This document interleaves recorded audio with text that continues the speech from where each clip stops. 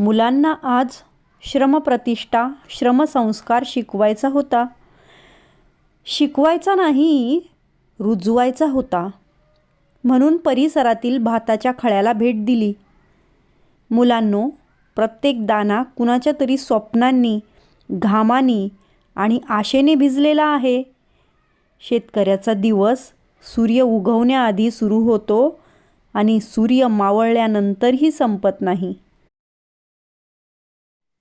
यावेळी नेमकी पीक काढणीच्या वेळीच पाऊस बरसला आणि शेतकऱ्यांचं प्रचंड नुकसान झालं. ऊन, वारा, पाऊस, कीटक, किडे या सगळ्यांना हुलकावणी दिल्यानंतर थोडंफार शेतकऱ्याच्या पदरात पडतं.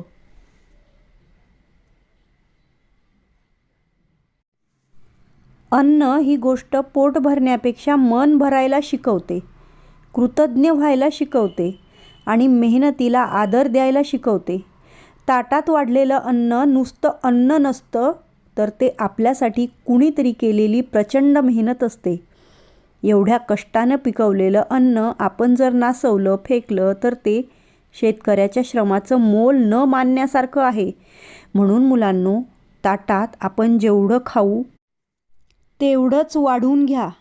अन्नाचा प्रत्येक दाणा वाचवा, कारण अन्नाचा प्रत्येक दाणा शेतकऱ्याच्या आयुष्यातील महत्त्वाचा भाग असतो. या भेटीने विद्यार्थ्यांच्या मनात एक कोमल भावना जन्माला आली.